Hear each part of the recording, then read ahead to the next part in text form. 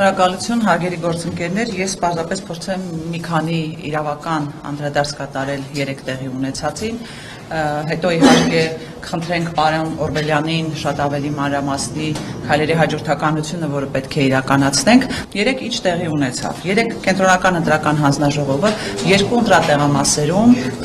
քվեարկությունները ճանաչեց անվավեր։ Այսինքն արդյունքները ճանաչեց անվավեր, թեև որոշման մեջ ձևակերպումները այնպիսին են, որ շատ դժվար է հասկանալ, խոսքը վերաբերում է արձանագրությանը, խոսքը վերաբերում է արդյունքներին, թե ինչ, ես կարծում եմ այստեղ լրացուցիչ մանրամասն հետազոտության կարիք կա, ուզում ասեմ նույնիսկ այդ որոշումը այնքան փնթի է կայացվել, որ հասկանում ենք, թե որքան հեռու տալու նպատակներ ունեն։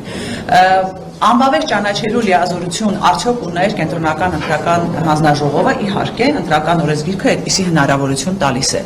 բայց միևնույն ժամանակ ընտրական օրենսգիրքը պահանջում է, որպեսզի տրվի գնահատական, թե արդյոք անվավեր ճանաչելու արդյունքում ազդեցություն ունենալու է ընտրության արդյունքների վրա։ Այսինքն 3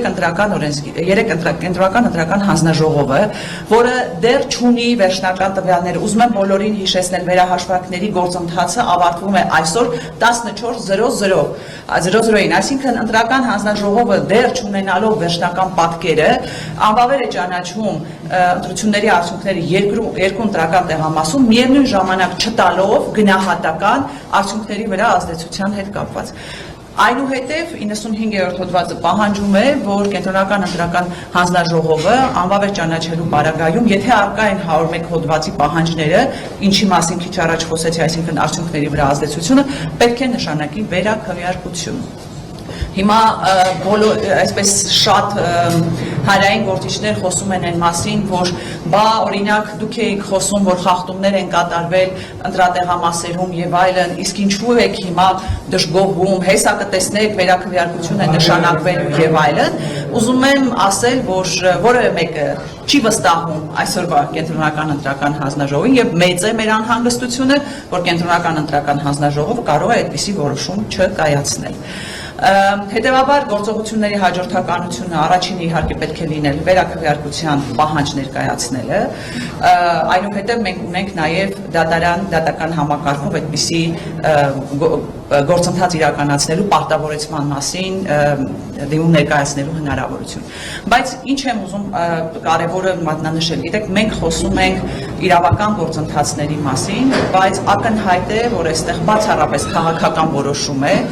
և քաղաքական որոշման նպատակը այն է, որպեսզի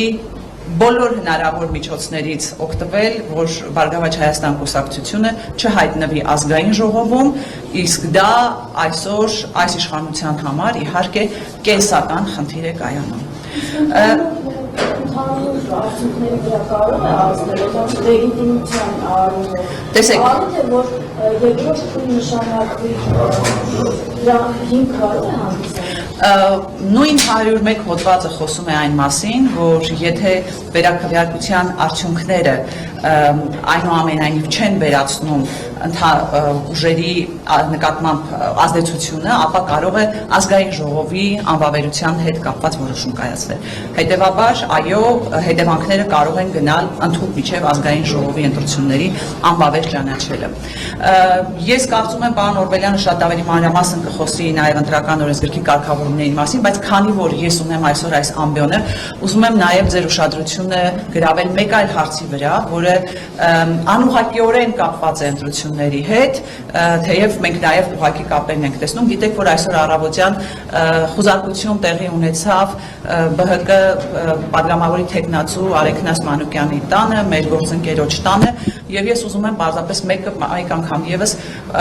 հրավիրել բոլորի ուշադրությունը այն կներեք ձևակերպմանս համար, բայց այն խուժանության վրա, որ տեղի է ունենում ամեն անգամ, երբ տեղի են իրականացվում են որոշակի քննչական գործողություններ։ Եթե հետևել եք տեսագրությանը, ապա քննիչները ուրեմն մուտք են գործում մարդու տուն առաջին հերթին առանց պատշաճ ներկայանալու, թե իրենք ովքեր են, եւ միայն մեր գործընկերոջ պահանջով է, որ բարեհաճում են ցույց տալ իրենց վկայականը եւ հավաստել, որ իրենք քննիչներ են եւ ոչ թե ինչ-որ խուլիգաններ, ովքեր մուտք են գործում մեր գործընկերոջ տուն, հետո երբ մեր գործընկերը պահանջում է որոշումը